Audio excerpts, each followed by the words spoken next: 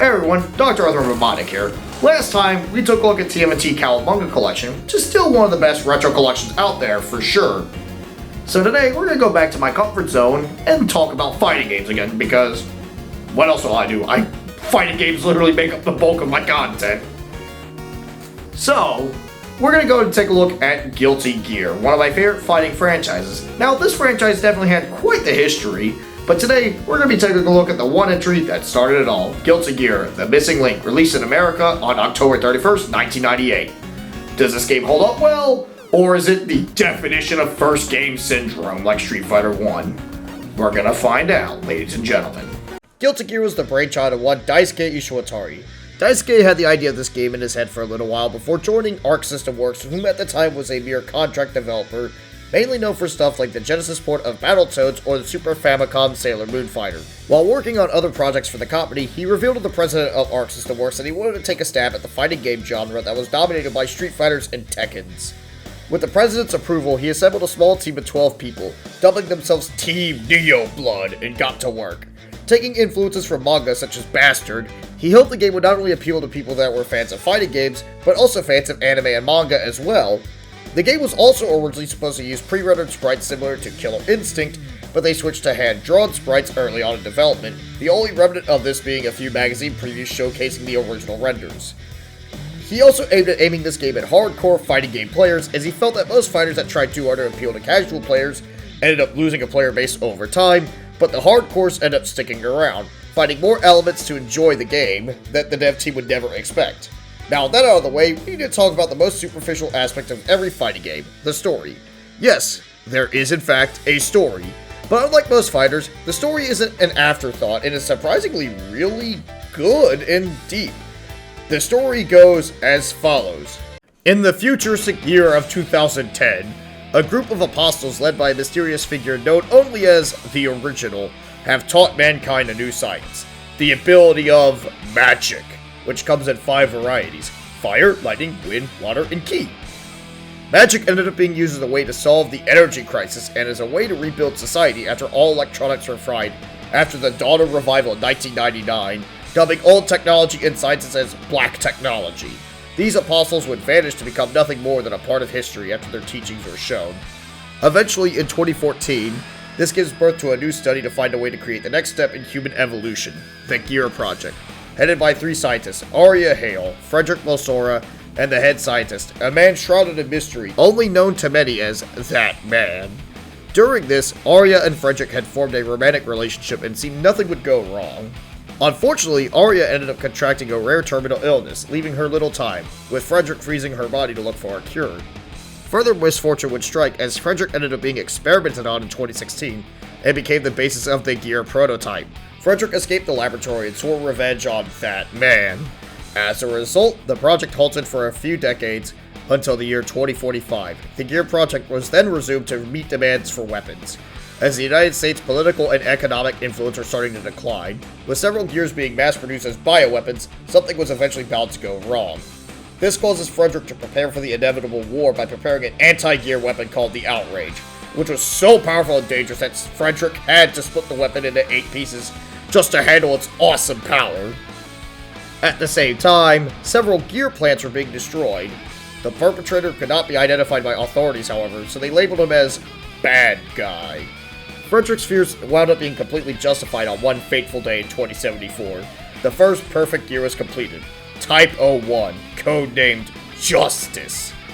Justice was not only one of the strongest gears created up to that point, but she also had the ability to control all existing production gears to do her bidding. Justice, upon activation, immediately destroyed Japan, reducing it to a hole in the ocean and rendering the Japanese an endangered race. Due to this, that man was immediately declared a war criminal, and Justice's destruction became a priority, in which humanity formed the Sacred Order of Holy Knights, with the goal of destroying Justice. This started the war known as the Crusades, which ended up lasting for roughly a century. During the early years of the 22nd century, Frederick ended up saving a young child named Cliff Anderson from a gear attack. This event was pivotal for Cliff, who would grow up to join and eventually lead the Sacred Order himself, and had quite the accomplishments, such as killing a Megadeth-class gear above London, earning the Dragon Slayer sword in the process, and fighting Justice 17 times, living each time to tell the tale. In 2163, Cliff encountered a small boy named Kai Kisk, who wished to join the Order, though Cliff rejected the offer. Kai was undeterred, however, wanting to join the battle. He was tired of running away after he lost his parents to the Gears. Cliff was impressed by the bravery young Kai had, and gave him an ultimatum. Survive for another 5 years, then return to the Order if he still wishes to fight. 5 years passed, and Kai joined the Order, quickly moving through the ranks and showing his skills as a prodigy, and eventually being promoted to captain and earning the sacred Thunder Seal treasure, one of the 8 pieces of the Outrage. In 2172, word spread of a mysterious bounty hunter going by the name of Soul Bad Guy, who had a reputation for destroying Gears with no remorse. Cliff wasted no time and recruited Soul Bad Guy into the Order. Soul and Kai, however, quickly ended up butting heads due to conflicting ideals, mainly as while Kai was polite, by the book, and idealistic, Soul was rude, quite the loose cannon, and an extremely cynical man, often disobeying Kai's orders even.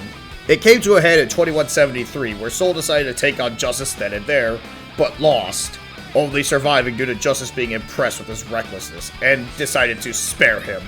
Soul decided that night he was going to steal the Fire Seal, one of the 8 sacred treasures, to help even the odds of him killing Justice.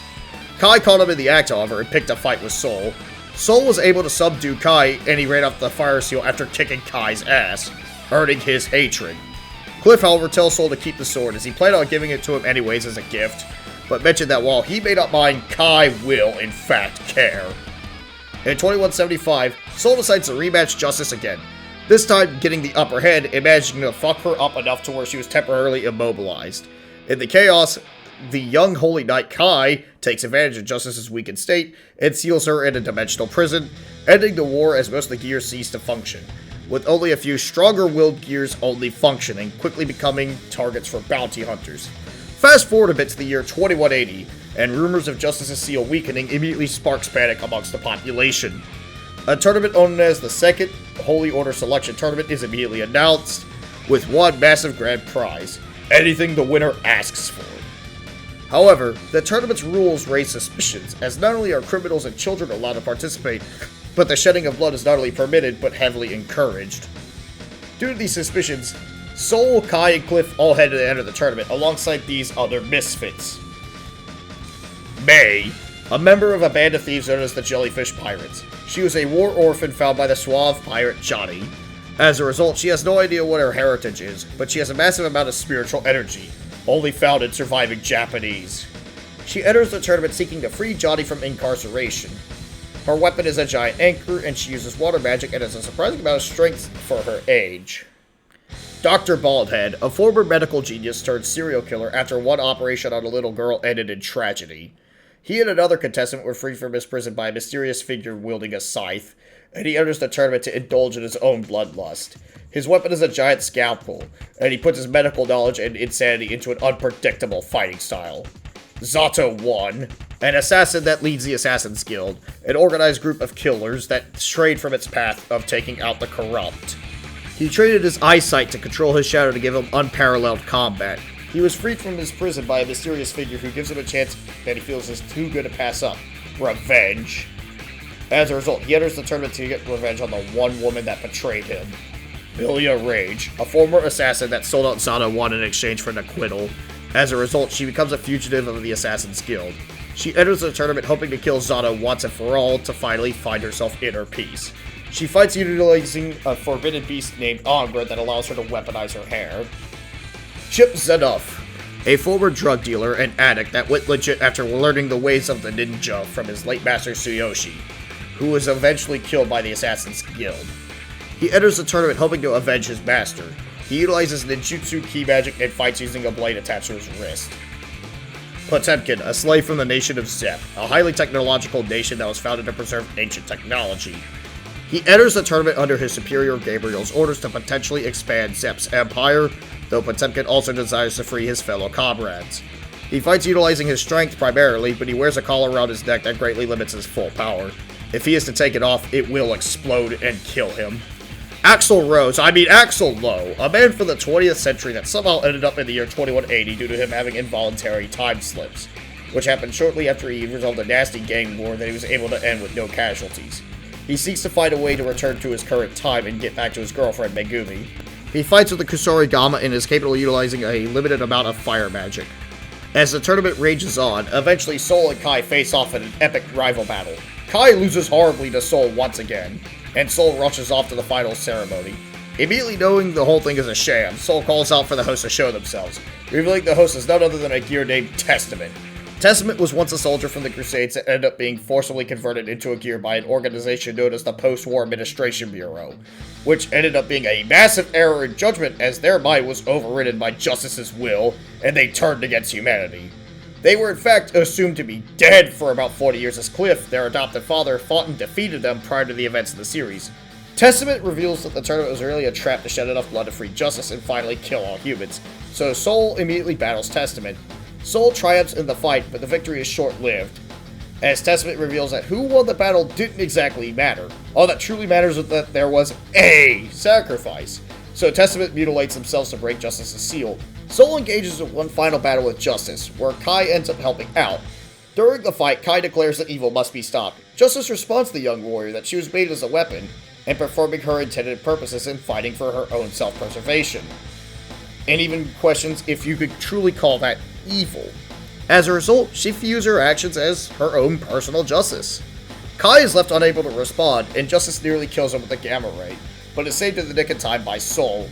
During the fight, Soul's headband is knocked off, revealing the mark of a gear on his forehead. Justice attempts to control Soul, but she's unable to affect his mind. During her confusion, Soul uses a Dragon Assault and taps into a small percentage of his full power and then lands the final blow. In her final moments, she asks Soul why he never obeyed her orders despite being a command gear, and Soul explains the simple answer. He doesn't have to as he was the prototype gear, and that he is in fact Frederick Bolsora, one of the original lead scientists. Due to his participation in the Gear Project, he feels an immense amounts of guilt over what happened, and has made it his life mission to hunt down all gears as atonement. You see, Soul Bad Guy is the guilty gear. Upon hearing this, Justice chuckles and begins to recall her past, wishing that the three of us could talk one last time. Soul immediately has a realization that Justice was Arya Hale, his former lover, and prays that she finds peace in the afterlife. Soul, heartbroken after he finds out the horrible truth, then swears to get revenge on the one person responsible for converting both of them into gears, their former boss, that man who is still alive.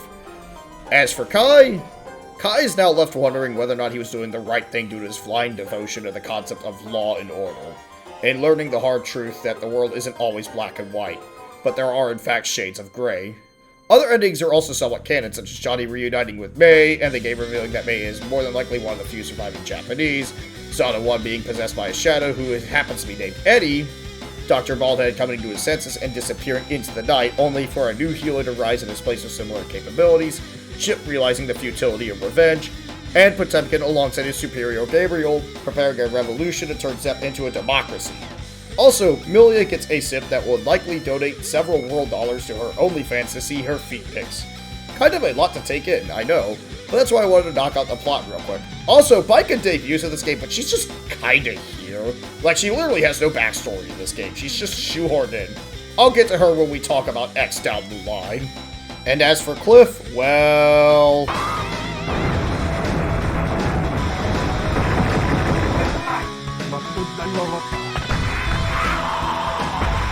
Now onto the presentation, which admittedly isn't too much to write home about, but the sprite work for the time is pretty detailed. But the animations leave a little to be desired. Though to be fair, this game was made for the PS1 in mind, which isn't exactly known for being a great console for 2D fighters due to the 2 MB of RAM, which infamously gimped games like X-Men vs. Street Fighter, which ended up having to take out the tag mechanic because the PlayStation couldn't run it. So the fact that this game is a well-running 2D fighter on the PS1 is pretty fucking awesome to begin with. The UI is pretty cool and fits in with the whole post-apocalyptic heavy metal aesthetic very well. The game uses motion comic ending sequences typical of many 2D fighters at the time, which isn't too bad, and they look very well with the pixel art, and have aged way better than FMV endings like in Tekken 2 or Twisted Metal 3, which came out the same year. But that's enough about talking about Twisted Metal 3, because Twisted Metal 3 sucks. The versus screen does look a little basic, but it does show a few of your character's moves, which is a nice touch, as it gives you a rough idea how the character should play, though this is mitigated via the 20th anniversary port, including an in-game move list. The artwork for this game in the manual is also really cool as well, especially with the old school anime artwork. Like most fighters of its time, the voice acting wasn't dubbed in and is left in Japanese, Which isn't bad, if you ask me, considering English voice acting at the time sounded like this. This nation will soon be mine. Ah, the taste of revenge is sweet. Your father will pay the price for destroying the Imperial rule. What happened? We've been invaded.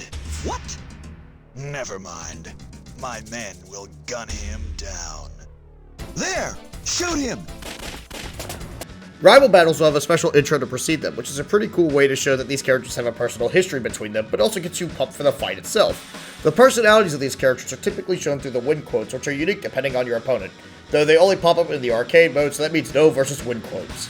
Bosses also lack win quotes as well, since they aren't playable in the arcade mode outside of hacking. And while on the topic, the translation for this game is actually pretty good. There are a few inconsistencies that pop up due to later games, but that's just due to the original Japanese not being outright clear in certain cases of two specific characters. And the win quotes are legitimately pretty good. Remember, this is a time when win quotes like "these" were still fairly common, so to see some legit decent win quotes from a new game on the block was pretty cool. The backgrounds are also really cool and heavily detailed. A few of them also wouldn't look too bad on a Judas Priest album. Hell, one of the stages is just dead-ass Testament Souls in Black, with the addition of just a creepy-looking battleground with a human sacrifice spot. Now let's talk about the music, which, let me just say this outright, Guilty Gear probably has without a doubt the greatest fighting game soundtrack ever created in any fighting game series. The production in this game is a bit more raw compared to later entries, but the raw guitars have a pretty nice charm to them, kind of like an old-school Metallica album. And the heavy metal complements the fights very well if you ask me. Each theme also does a great job giving you an idea of the character's personality. Here's a few excerpts.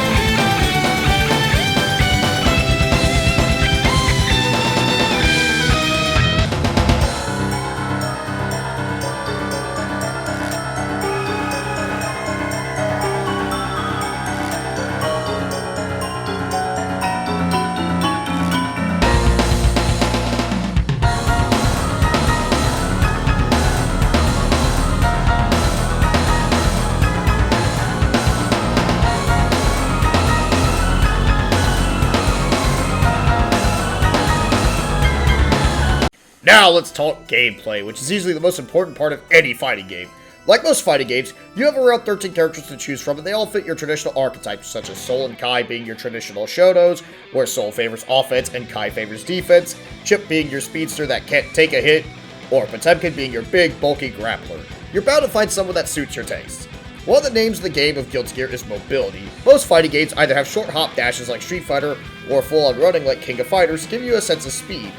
Guilty Gear decides to redo the whole idea of mobility even further. Taking the idea of running, they also incorporated air mobility to the game, where not only you can double jump, you can also do an air dash and have crazy fights in the air akin to shonen anime like Dragon Ball Z. It even gets to the point where you can have stuff like air footsies coming into play. Guilty Gear uses a fairly unconventional control setup where you have punch, kick, slash, and high slash, instead of your traditional 2-punch, 2-kick, or 3-punch, 3-kick setup like most 2D fighters did at the time. Punch and kick are easy enough to understand and are your weakest attacks in the cast. The slashes are where the more unique normals come in, as each fighter fights with a different weapon. The different weapons end up playing into each character's playstyle very well, as Potemkin and Cliff will favor slow but very powerful strikes, whereas Chip or Milia will favor quick but weaker attacks that can combo like crazy. Also, the game takes a page from Darkstalkers when it comes to the idea of chain combos, where you can chain together normal attacks within each other and go even further with the idea of the Gatling combo system. Going back to the punch, kick, slash, high slash setup, each attack ascends in strength and can combo from punch, kick, slash to high slash, and you can also jump strikes and go punch, slash, high slash, or kick, high slash, it'll still work. This also means combos are easier to perform than most contemporary fighters, and allow people to get accustomed to their mate a little easier. This does not mean the game lacks depth, however, as the combos can get incredibly crazy and deep the more you unravel the game, as most of these characters also have some sort of gimmick that balances them out normally.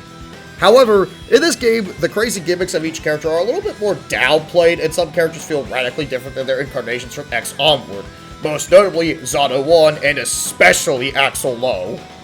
Their inputs are your traditional quarter circle inputs for most moves, not unlike most 2D fighters, which is pretty good. Also, one major addition Guilty Gear brings to the table is the instant kill. Most fighting games of the 90s had some sort of gimmick where you could finish off the opponent, but those could only be done at the end of the match. Guilty Gear decided to have it where you can finish off your opponent during the fight itself and win the fight. Kill your friends guilt-free.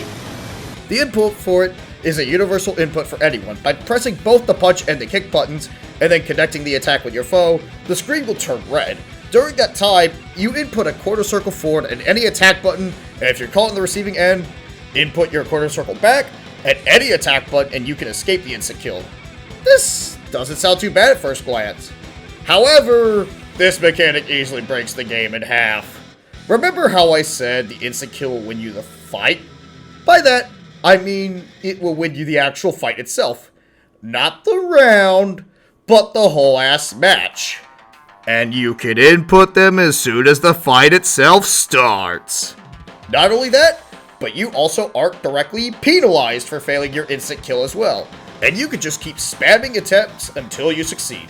And God help you should the bosses try to use an instant kill on you, as they might already have the input ready due to supercomputer reflexes. While on the topic of broken mechanics, let's bring up overdrives.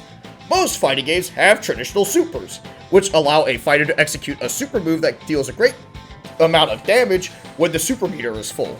Guilty Gear also decides to take a page from Fatal Fury, where when you're at half health, you get infinite supers as your comeback mechanic.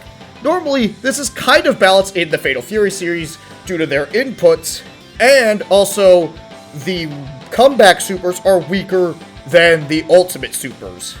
Guilty Gear, however, not only doesn't bother nerfing the supers, but the supers already deal an ass load of damage anyway, and some supers are just flat out busted like Million Rage's goddamned Iron Maiden!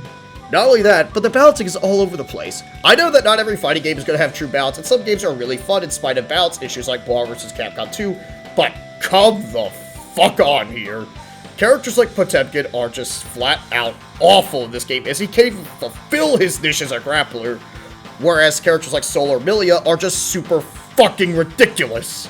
Combine that with the ridiculous supers and broken as fuck instant kill mechanic, and you have a game that can put Mortal Kombat Trilogy's balance to shame. The modes are pretty typical for the time. You got your traditional arcade mode Gauntlet, where you fight through the roster and then the bosses to see your character's ending. You got the versus mode for you and your buddies to fight it out. And you got a practice mode to get yourself accustomed to learn more combos, even though the only combo that truly matters in this game is the instant kills. It's a bit lacking in features compared to other fighters at the time like Tekken 3, with no extra modes like Team Battle, Survival, or others. But hey, the arcade mode's fun enough. Also, for the re-release, there is no online play, so should you want to buy this, keep that in mind. But granted, due to this game's horrendous balance, you'd probably see nothing but Justices, Milias, and Souls online. It'd be cool to have, but it's something I can live without. And if you play this on Steam, you got Parsec or Steam Remote Play, so... For the arcade mode, the difficulty I'd say is fairly fair for the most part, where the AI will put up a decent challenge, but won't blatantly read your inputs until you're fighting bosses. If you play Soul, Kai, Milia, or Zato, you fight their rival in a designated rival battle for Stage 8, where their AI becomes all-knowing, which can make Zato's arcade run a massive pain in the ass due to how busted Milia is in the hands of an all-knowing AI. In fact, encountering Milia in the later stages is practically going to be your hardest fight of the standard 10, due to how busted she is in this game alongside that fucking Iron Maiden! Testament as a boss can be a nightmare if you let them get control of the match due to them littering traps around the battlefield. Other than that, they're your typical fighting game sub-boss, somewhat tricky to fight, but they do play by the rules and don't outright cheat. Though it's worth pointing out that unlike later games, their poison does not apply the magic pixel, it'll just flat out kill you if your health goes low. Still, they're on par with Kazuya and Tekken 2. Kinda tricky, but they won't give you too much trouble. Then there's the big bad herself, Justice. If you've ever seen my top 10 cheapest fighting game bosses list that I did 2 years ago, you'll remember that I placed her around number 3 on that, and I still stand by that decision. For an idea, her AI is absolutely bullshit, and will actively punish you should you fuck up. Her super can immediately dizzy you if it hits, and will deal at least a quarter of chip damage when you block, and her attacks shit out damage like crazy. For starters, her normals have crazy reach, her combos are absolutely ridiculous, and she'll also bust out an insta-kill if she feels like it. She has a universal counterattack that will apply to both highs and lows, and her Imperial Ray is a regular special move in this game instead of a super from XX onwards, and she can dash with it. Also, if you dizzy her, she immediately breaks out of it and gets back on the offensive. And also, remember how I said that when someone's health is below 50% they gain infinite super? Hope you like a wall full of gamma rays. And God help you if you want to go through the effort of unlocking everyone. Getting Testament and Justice isn't too bad, all you can do is just beat the game once and they're unlocked for good. However, to unlock Bike in one of the few remaining Japanese, you need to beat Arcade Mode with Soul and Kai with no continues. Which is pretty damn hard considering that one instant kill can ruin your best laid plans, or if Justice decides to be a total prick. Biken's fight isn't terribly hard, but unlocking her, I must say, feels somewhat underwhelming, considering the absolute hell that is unlocking her, and that she feels just okay. There's also the fact that unlockable characters don't even have an arcade mode, which is kinda shitty. It makes Biken feel just shoehorned in for just simply the obligatory secret fighter, as every other fighting game at the time did it, like Mortal Kombat with Reptile and Street Fighter with Akuma. I mean, it is a minor nitpick, but still, I'd like to at least have the arcade unlockables be playable in the arcade mode, just to get a little extra content. Is that a little too much to ask?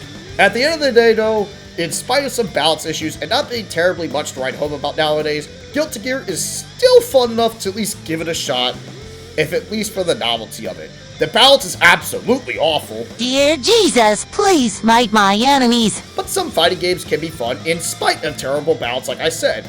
The game is kinda like playing Hokuto no Ken, if you will. It's a game that you get a few of your friends, crack open a few cold ones, and just have fun with the terrible balance and laugh it all up. The soundtrack is still just as awesome as always as well, which also gives it some bonus points. And the game was pretty innovative for its time as well, as without this game, we wouldn't have stuff like Blaze Blue, Undernight, or DNF Duel. So you have to be a little fair to this one. You also have to remember this game still runs extremely well on the PS1, which is notable considering how infamous the PS1 is with mostly shitty ports of 2D fighting games. Most notoriously, again, any Capcom fighter on the PS1 that's not named Street Fighter Alpha 3 kinda sucks. With that said, I suppose it's side by side my score to this game, and I will be giving this game a 6 out of 10.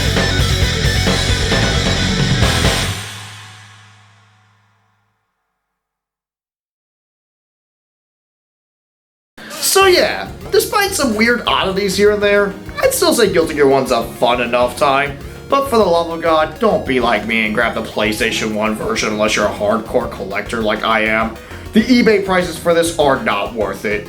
Like, I got lucky, and I think I got this for, I want to say $40, and that's cheap for the manual and everything included.